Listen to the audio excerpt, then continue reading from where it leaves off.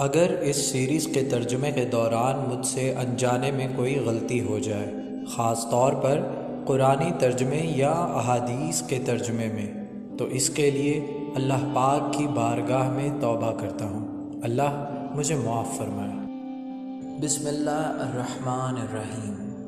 جب قوم نوح نے خود عذاب مانگا، صدیاں بیت گئیں، لیکن حضرت نوح علیہ السلام کا قوم سے بحث و مباحثہ چلتا رہا، جیسے کہ اللہ تعالیٰ نے فرمایا، سو وہ ان میں 50 برس کم 1000 برس رہے، پھر ان کو طوفان کے عذاب نے آ پکڑا اور وہ ظالم تھے۔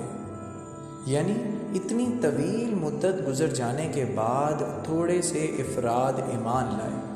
جب ایک نسل کے لوگ مرتے تو وہ بعد والوں کو یہ وصیت کر جاتے تھے کہ نوح علیہ السلام پر ایمان نہ لانا، ان سے جھگڑتے اور ان کی مخالفت کرتے رہنا۔ جب کسی کا بچہ بڑا ہوتا اور اس کی باتیں سمجھنے لگتا تو باپ اپنے بیٹے کو یہی نصیحت کرتا تھا کہ زندگی بھر نوح علیہ السلام پر ایمان نہ لانا۔ ان کی فطرت ایسی بن گئی تھی کہ جیسے ایمان اور حق کی قبولیت کسی صورت گوارا نہ تھی۔ اس لیے نوح علیہ السلام نے فرمایا، اے اللہ، ان سے جو اولاد ہوگی وہ بھی بدکار اور ناشکر گزار ہوگی۔ یہی وجہ تھی کہ انہوں نے کہا، اے نوح، تم نے ہم سے جھگڑا تو کیا اور جھگڑا بھی بہت کیا، لیکن اگر سچے ہو تو جس چیز سے ہمیں ڈراتے ہو وہ ہم پر لا نازل کرو۔ نوح نے کہا، اس کو تو اللہ ہی چاہے گا تو نازل کرے گا، اور تم اس کو کسی طرح ہرا نہیں سکتے۔ یعنی عذاب لانا صرف اللہ کے ہاتھ میں ہے، وہی ہے جو کسی کام سے عاجز نہیں، اور کوئی کام اس کے لیے مشکل نہیں، بلکہ وہ جس چیز کو کن کہتا ہے وہ ہو جاتی ہے۔ نوح علیہ السلام نے اپنی قوم کو مزید مطمئن کرنے کے لیے فرمایا۔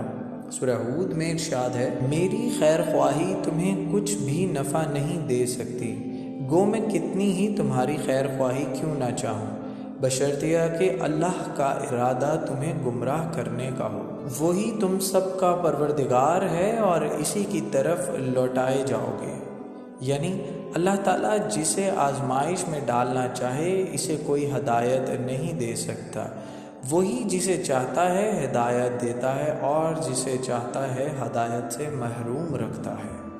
وہ جو چاہتا ہے کرتا ہے، وہ غالب اور حکمت والا ہے۔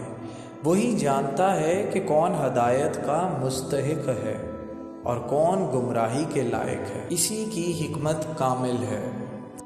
مزید معلوماتی ویڈیوز کے لیے ہمارے چینل کو سبسکرائب کریں اور بیل آئیکن پر کلک کریں۔